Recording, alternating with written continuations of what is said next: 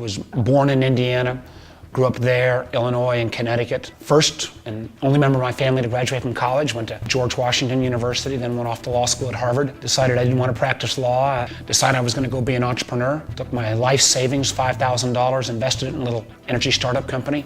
Went to work for that company. In 6 weeks, I helped that company go totally bankrupt. Then went into real estate and failed at that after 6 months. So I think at the ripe old age of about 26, I was living out of my car, sleeping on my friends' couches. My student loans were coming due, but I was lucky enough to kind of get a third shot. A buddy of mine had invested in some of the earliest cellular licensing round, and it sounded to me like a good idea, and I went around and got a chance to make a presentation, particularly to a guy named David Chase up in Hartford, Connecticut. Came in and told him about this new opportunity in the wireless area called cellular telephones, and after about a 30-minute pitch, he committed. This was 1982, and the FCC had said one license in each market would go to an existing telephone company. The other license would go to some startup. And the FCC decided after the second and third round of applications that because it was so complicated to have a comparative hearing process, they'd just go ahead and have a lottery. It was a mass meeting where everyone decided that we'd throw in their interest together and then they would, in effect, create trading chits. I became kind of the cellular broker for those license chips.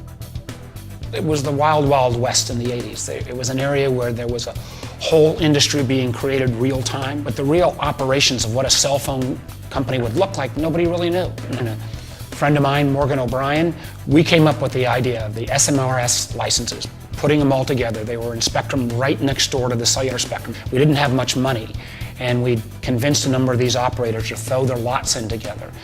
And we were literally down to our last pitch. A fellow who I'd known, a small investment banker named Peter Reinheimer, on our last meeting after months and months of trying with the larger firm said, you know, Mark Morgan, this looks like a good idea. He thought he could raise us some capital, and we were off to the races. So this was Nextel. Then myself and 4 other guys, we'd amassed enough individual personal capital that we created Columbia Capital that became a venture fund that was focused on the wireless industry.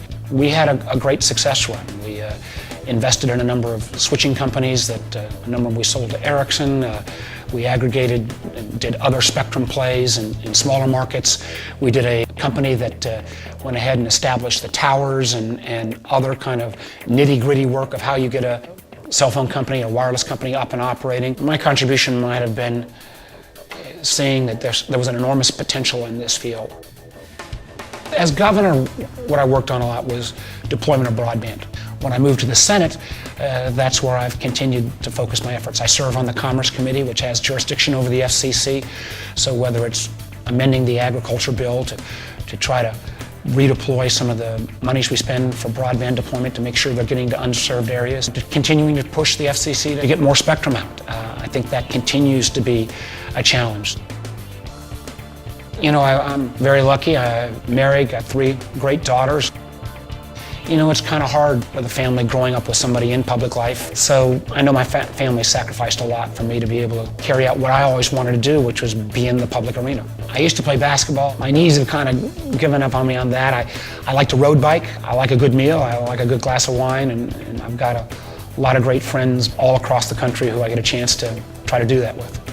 This is an industry that I'm proud to have been part of. If I was starting again, I would think about all the things that we can use these devices in terms of improving people's quality of life, using technology in education. A lot of it's happening. I still don't think we've kind of found the secret sauce yet, so we've got to keep pushing, but I have no doubt that at some point this will become an even more valuable tool than it is today.